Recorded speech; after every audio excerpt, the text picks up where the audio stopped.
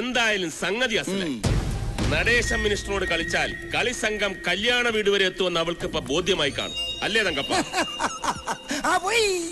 കൊമ്പൻ സ്രാവിന്റെ അടുത്ത് കരിക്കാടി ചെമ്മീൻ കളിക്കണ പോലെ അവക്കട ഒരു കളി. അന്ന് അവക്കട വീട്ടിൽ പോയി കാല് പിടിച്ച് പറഞ്ഞതാ കേസ് പിൻവലിച്ച് എന്ത് പണ്ടാരം വേണമെങ്കിലും ചെയ്യാം.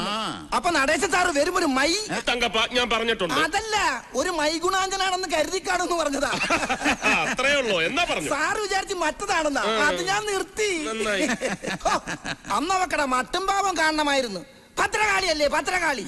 എന്നാലും ഈ കാര്യം ഇന്നലെ തന്നെ അവന്മാരെന്നെ വിളിച്ചു പറയാതിരുന്നത് വളരെ മോശമായി പോയി. അവർ ഇന്നലെ ഇങ്ങോട്ട് വിളിച്ചിരുന്നു എന്നാ പറഞ്ഞേ. എന്നിട്ട് സാർ ഔട്ട് ഓഫ് റേഞ്ചിലാണെന്ന് സാറിന്റെ PA പറഞ്ഞു. ആ തെണ്ടി എങ്ങനെ പറഞ്ഞു? ചൊരണ്ട് മലയാളി ചൊരണ്ട്, സ്വർണവർഷം നിന്നെ കാത്തിരിക്കുന്നു. എന്താ സ്വർണം കിട്ടാനും സമ്മതിക്കല്ലേ ഇയാള്?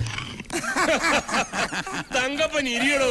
വേണ്ട സാറേ, സാർ എനിക്ക് ഒരുപാട് ഫ്രീഡംസ് തന്നിട്ടുണ്ടെങ്കിലും ഞാൻ എന്റെ റെസ്പെക്ടാലിറ്റി നോക്കണ്ടേ? തെറ്റിയല്ലേ? തെറ്റി തെറ്റി തെറ്റി. സാർ എടോ, ഞാൻ കേട്ടത് നേരാണോ? സാർ എന്താ കേട്ടതെന്ന് ഞാൻ കേട്ടില്ലല്ലോ. കണ്ടാ, ഞാൻ ഇന്നലെ ഔട്ട് ഓഫ് റേഞ്ചിലായിരുന്നെന്ന് ആ മണ്ഡലം സെക്രട്ടറി വിജയകുമാറും പങ്കയാശനും വിളിച്ചു ചോദിച്ചപ്പോ താൻ പറഞ്ഞു. അത് പിന്നെ അവര് വിളിച്ച് രാത്രി 10 മണിക്കാ. സാർ ഇന്നലെ പേഴ്സണൽ ഗസ്റ്റ് ഹൗസിലായിരുന്നല്ലോ, അതുകൊണ്ടാ അങ്ങനെ പറഞ്ഞേ. അതവൻ പറഞ്ഞത് നേരാ. ഗസ്റ്റ് ഹൗസിൽ ചെന്നാ 8 മണിയാവുമ്പോഴേക്കും സാർ ഔട്ട് ഓഫ് റേഞ്ച് ആവും. 9 മണിയായാല് സ്വിച്ച് ഓഫ് ആവും. അല്ല, ഈ വീക്ക്നെസ് ഒന്നും നമ്മുടെ അണികൾക്ക് അറിയില്ലല്ലോ. അറിഞ്ഞാലും നടേശൻ ഒരു ചുക്കുമില്ല.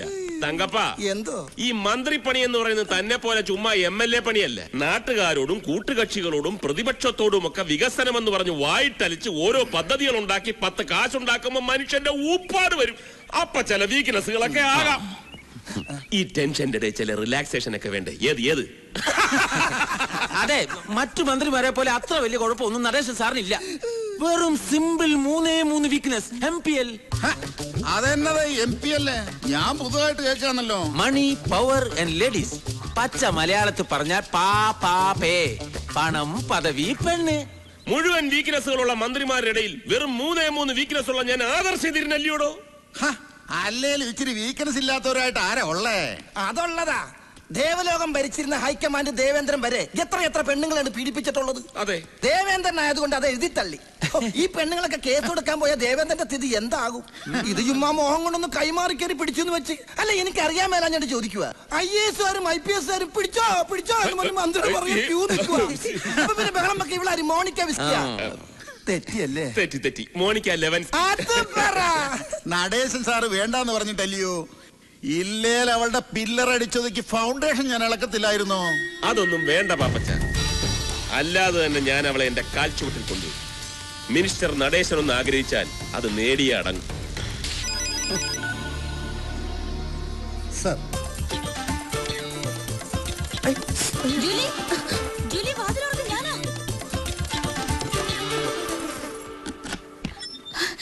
എന്തായി കഴിഞ്ഞോ? ഒരു വിധത്തില്. നീ നോക്കി. വലിയ കുഴപ്പമില്ല. പോലീസുകാർക്ക് റൂംസ് ഒക്കെ സെർച്ച് ചെയ്യണമെന്നാ പറയുന്നേ. ഏതായാലും വനിതാ പോലീസ് ഇല്ലാതെ അകത്ത് കയറാൻ പറ്റില്ല എന്നുള്ള എന്റെ ഐഡിയ ഏറ്റു. അതുകൊണ്ട് ഇത്രയും സമയം കിട്ടിയില്ലേ? ഞാൻ വിചാരിച്ചു കുടുങ്ങിയെന്ന്. പിന്നെ ലൈലിയോട് രാജിയോട് ഞാൻ വിവരം പറഞ്ഞിട്ടുണ്ട്. അവരുടെ കൂട്ടത്തിൽ പുറകെ നിർത്തിയാ മതി. എനിക്ക് ആകെ ഒരു ടെൻഷൻ. തുടങ്ങി അവളുടെ ഒരു ടെൻഷൻ.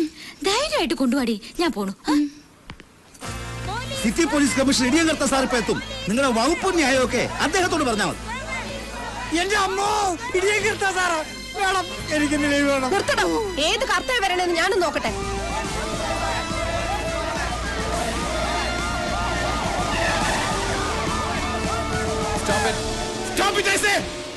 എന്തായി ഭാർഗവ, പ്രശ്നം സോൾവ് ചെയ്തോ? ഇല്ല സർ. സംശയം ഉണ്ടെന്ന് പറഞ്ഞ പെൺകുട്ടികളുടെ പേരെന്താ? ലേഖ ജോലി, കോളേജിലെ നേതാക്കളാണ് സർ.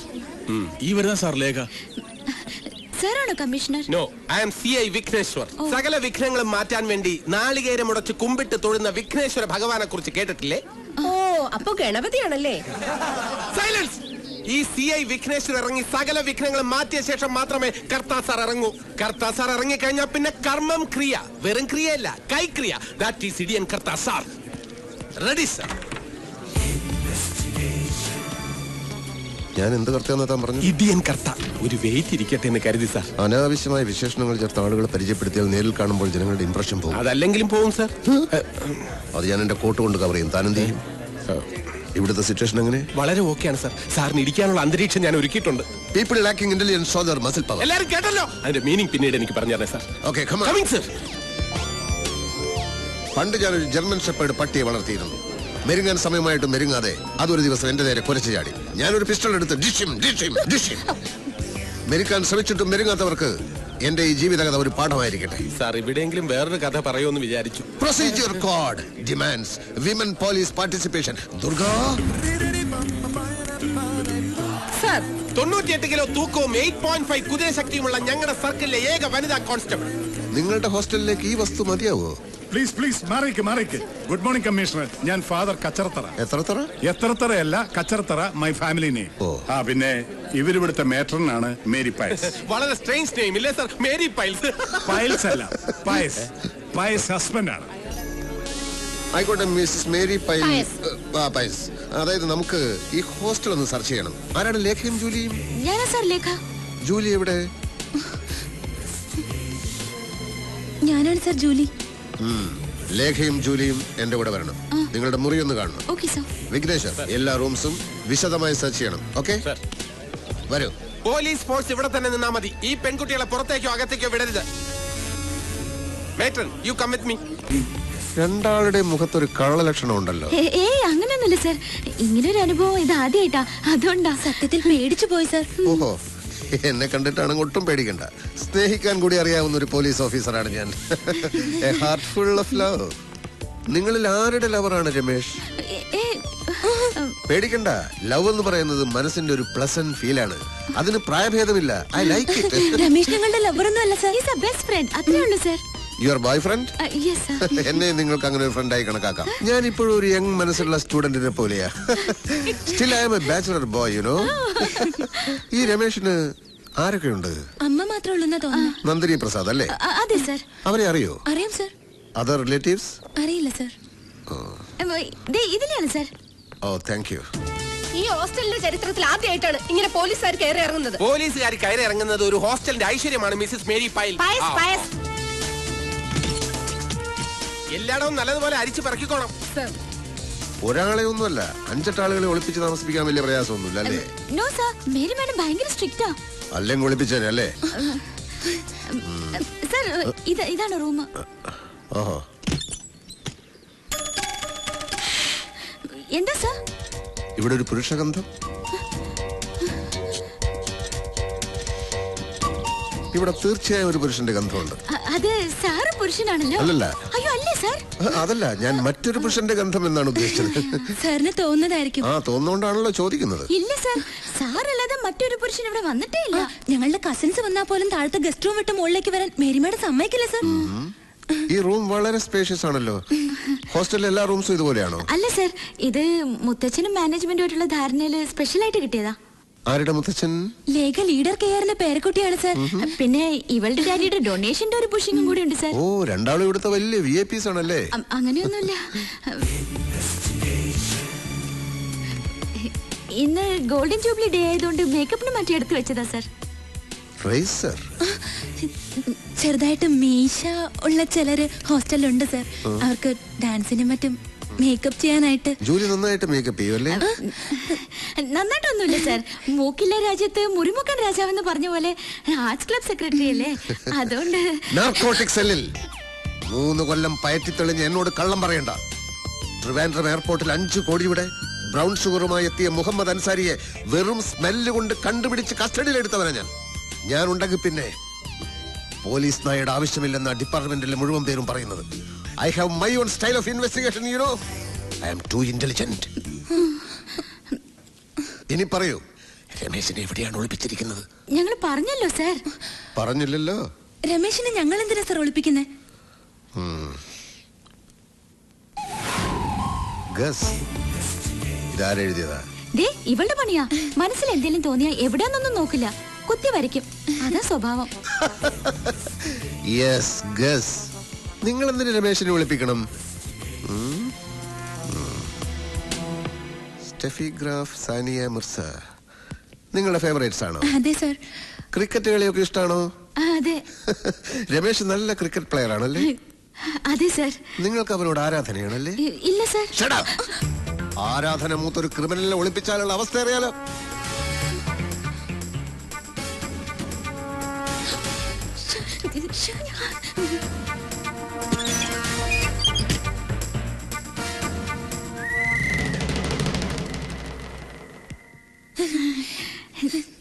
എന്താ സർ?